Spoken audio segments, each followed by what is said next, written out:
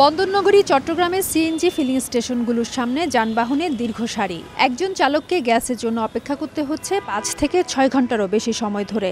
আবার অনেক filling station পুরোপুরি বন্ধ করে দিয়ে অলস সময় কাটাচ্ছেন কর্মচারীরা। সকাল থেকে নগরীর এমন অবস্থায় দুর্ভোগে যানবাহন চালকরা। কালকে গ্যাস পাই নাই, আজকে আসে দেখি গ্যাস নাই, এখানে আসে এতক্ষণ পর্যন্ত দাঁড়ায় আছি।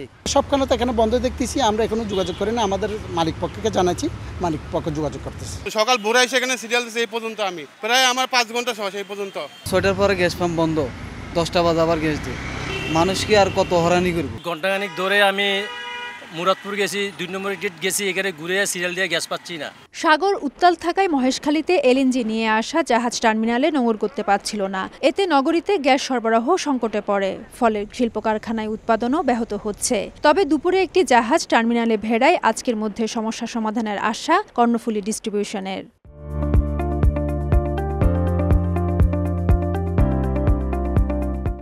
গ্যাসের চাপ যেখানে আপনার 120 থাকার কথা, সেখানে আপনার মাত্র 20-এ আইসা থাকার কারণে সমস্ত কলকারখানা মেশিনারি আপনার চলা বন্ধ হয়ে গেছে।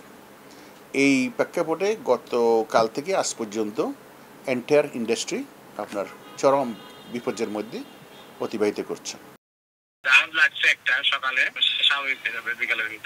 স্বাভাবিক সময়ে এলএনজি টার্মিনাল থেকে জাতীয় সঞ্চালন লাইনে যেখানে 1000 মিলিয়ন ঘনফুট গ্যাস পাওয়ার কথা, বুধবার সন্ধ্যায় তা নেমে আসে 195 মিলিয়নে।